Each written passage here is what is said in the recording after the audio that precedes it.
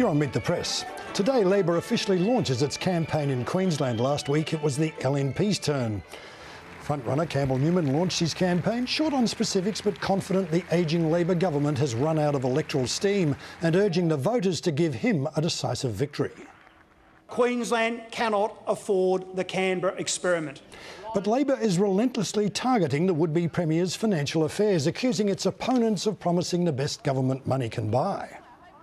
What Mr Newman is prepared to do clearly is to put himself and the financial interests of him and his family ahead of Queensland. Mr Newman told the people of Queensland that he complied with the Cabinet handbook and he didn't have shareholdings in listed companies. And the evidence is here in his own handwriting that these are the shares in listed companies that Mr Newman owns. Well, it's good morning and welcome to the program, Campbell Newman. Well, G'day, Paul. Just reading the Courier Mail and even the Australian, it does seem that some of the editorial writers and commentators think you've got some questions to answer on your financial affairs. Now's your chance.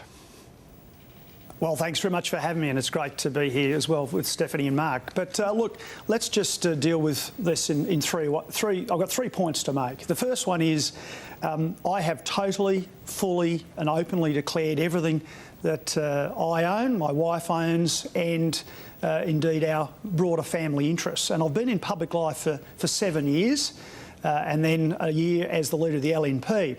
There's been no illegality, there's been no impropriety, and I'm not under investigation. And what we've seen from Labor is the dirtiest, nastiest smear campaign, arguably in Australian political history, but there is absolutely nothing to it.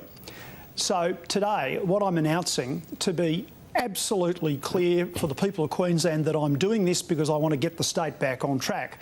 What I'm saying is that I'm going to do a couple of things. One, I'm going to completely sever my financial ties essentially to my family, and Lisa is severing her financial ties to her family, and we're also going to divest all our basically financial interests. We'll do that within 90 days if I get elected as the member for Ashgrove and the Premier of Queensland. And the final thing I'm saying is my challenge is this to the Premier: being open and transparent. There is nothing at all about anything that I've done that I'm embarrassed about. Isn't it time that the Premier focused on the issues about getting this state back on track? Because Queensland has some huge problems, which of course I'd like to talk about this morning. Well, Mr Newman, some of these details were in the Sunday Mail, and already Labor is saying that you've given yourself 3 months to get your affairs in political order, if I can put it that way, whereas ministers or cabinet ministers in the Bligh government have to do it instantly. Immediately they become ministers. Well, actually, Paul, the bottom line is, again, I've openly and transparently declared everything. I've complied with the laws as they would apply to cabinet ministers, and I've done that for many, many months, and I did that as the Lord Mayor of Brisbane. Last year, for example, Andrew Fraser referred me twice to the Crime and Misconduct Commission, again as part of this smear campaign. You know what? Twice I was cleared, and there is no investigation over Campbell Newman. So the bottom line is I've gone, many, many miles out in front of Labor in terms of my commitment to be a Premier that people can trust, that people can have confidence in. I'm doing this because I want to serve the people of Queensland, because I have their interests to heart. Not because I want any sort of personal financial reward. I need to get this state back on track, and I have a plan to do that, and I've got a strong and united team behind me. Mr Newman, obviously appearances are important in these sorts of matters. Will you ban political donations from developers if you're successful at the election? Well, the Labor Party have never done that, and I don't propose to do that. But what I do say is that it's absolutely... I believe it's been done in New South Wales. It's absolutely critical. Yeah, well, I believe that the point is that you need to declare the donations. You need to actually make sure that there is an open and transparent process, and we as an LNP party have always complied with the law. I mean, one of the things about this campaign is no one's asking any tough questions of the Labor Party. They have a urban land development authority they set up a few years ago, which takes big chunks of real estate in some of our large cities and towns, and then sort of puts that into a secretive planning process. Someone should be looking at the donations from landholders and particularly property developers to the Labor Party. Do you have allegations to make in regard to that? Behind closed doors. Well, I've made these allegations before. But, again, the Labor Party have successfully to date ran a very strong negative smear campaign because they've got nothing left. They've got nothing to talk about in terms of getting Queensland back on track. I mean, we have $85 billion worth of debt in 2 years' time. We've got a $2.8 billion deficit. We've the only mainland state without a AAA credit rating, and unemployment's 5.7%, while WA's went to 4% this week. All right. Queensland Can I ask needs you about, a change. Can I ask you about another matter? The Labor Party you mentioned there. The Labor Party says that the LNP is a wholly owned subsidiary of Clive Palmer. What's your response to that? Well, the LNP isn't. It's an independent organisation that is led by myself, and again I'm saying to people today with this announcement that I'm my own man. I will act in the interests of Queenslanders.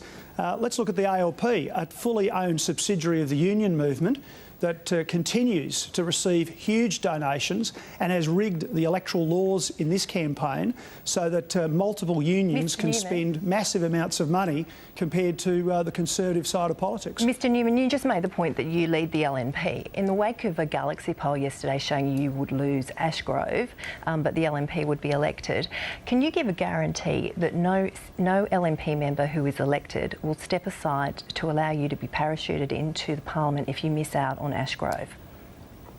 Absolutely, Stephanie, I make that guarantee. And the other point I make, though, is in that circumstance, frankly, we haven't even won government. And I'm happy to elaborate, but I give that guarantee. Interestingly, my opponent, a former Environment Minister, Kate Jones, who is responsible for the huge mess that is coal seam gas, and for a new waste tax that they said there wasn't going to be. There wasn't going to be a waste tax prior to the last election, and then it was introduced.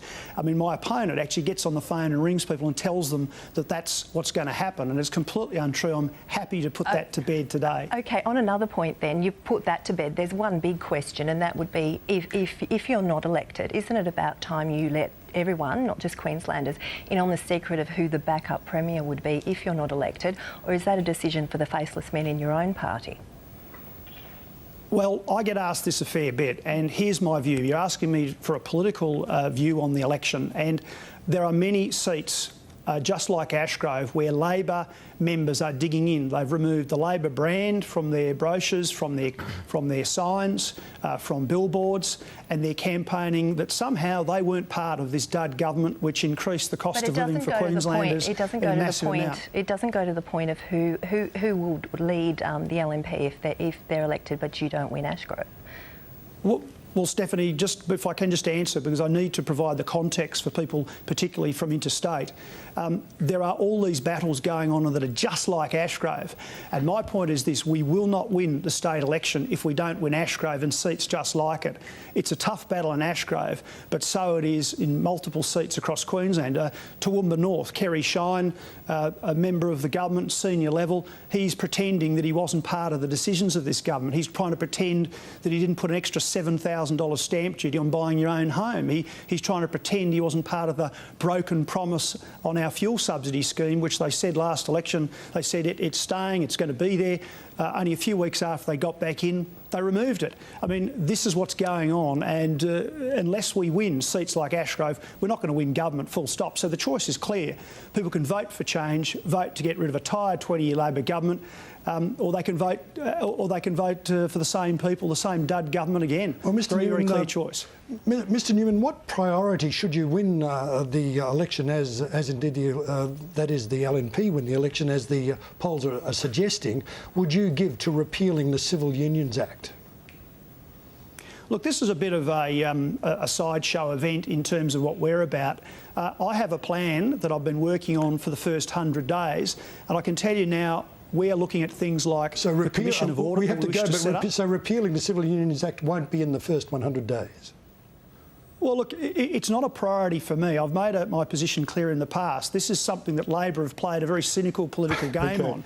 We need to get the state back on track, and economically and financially, those are the issues that are really I'm focused and the team are focused on. Thank you very much for joining us today, Campbell Newman, and all the best in the next 2 weeks. And thanks to our panel, Stephanie